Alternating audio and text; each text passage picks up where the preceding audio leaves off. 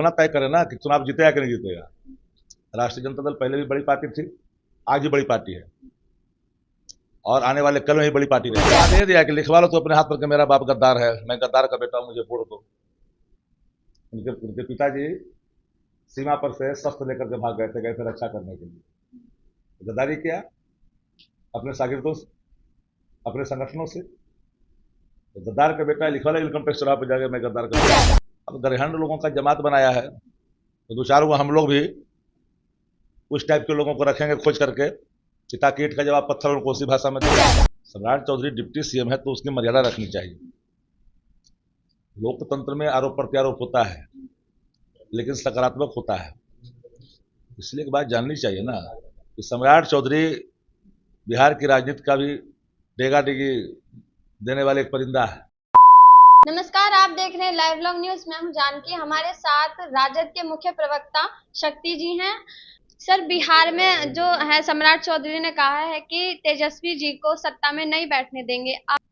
सम्राट चौधरी बैठाता है सत्ता में? जनता ने बैठाती है सत्ता में। अपने चुनाव जीता है क्या?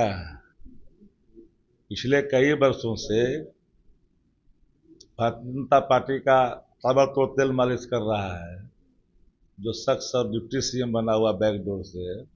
अंतिम बार चुनाव तो लड़ा था राजनीति से, तो वो तय करेंगे कि बिहार का मुख्यमंत्री कौन होगा। पर उन्होंने तो ऐलान कर दिया है। पहले अपना तय करे ना कि चुनाव जीतेगा कि नहीं जीतेगा। राष्ट्रीय जनता दल पहले भी बड़ी पार्टी थी, आज भी बड़ी पार्टी है और आने वाले कल में भी बड़ी पार्टी रहेगी। अब गरहंड लोगों का जमात बनाया है तो दो चार वो हम लोग भी उस टाइप के लोगों को रखेंगे खोज करके कि ताकि ईंट का जवाब पत्थर और कोसी भाषा में दे। सम्राट चौधरी डिप्टी सीएम है तो उसकी मर्यादा रखनी चाहिए। लोकतंत्र में आरोप प्रत्यारोप होता है लेकिन सकारात्मक होता है, इसलिए एक बात जाननी चाहिए ना कि सम्राट चौधरी बिहार की राजनीति का भी डेगा डेगी देने वाले एक परिंदा है। बिहार की राजनीति में उसकी पहचान क्या है? भारतीय जनता पार्टी का पोसुआ एक शख्स है जो भाषाई मर्यादा को खो करके अपना टीटीएम गिरी करके अपना पदभार ग्रहण किए हुए है। जिसका अपना जमीर मर जाता है ना, वो व्यक्ति के पास शब्दकोश नहीं होते हैं, अनर्गल प्रलाप करता है।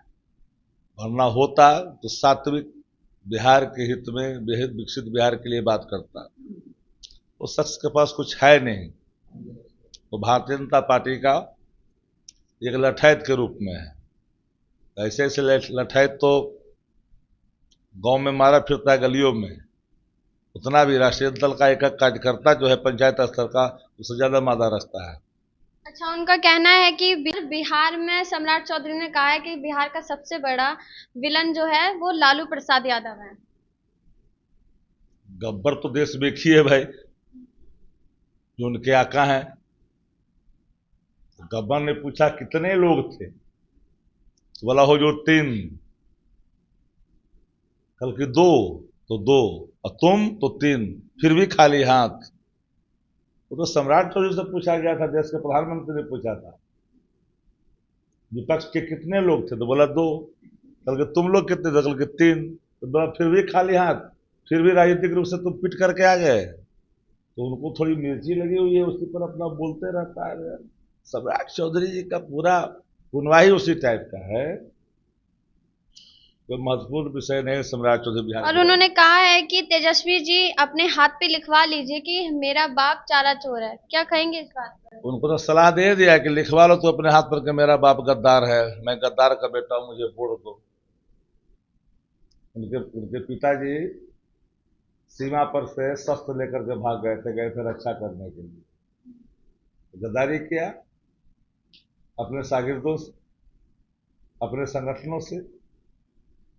तो गद्दार का बेटा लिखवा लो इनकम टैक्स चुनाव पर जाके मैं गद्दार का बेटा हूं। देखिए, हमारे साथ राजद के मुख्य प्रवक्ता शक्ति सिंह यादव थे। आप लोगों को हमारी बातचीत कैसी लगी कमेंट बॉक्स में जरूर बताइएगा। आप देख रहे थे लाइव व्लॉग न्यूज। मैं हूं जानकी।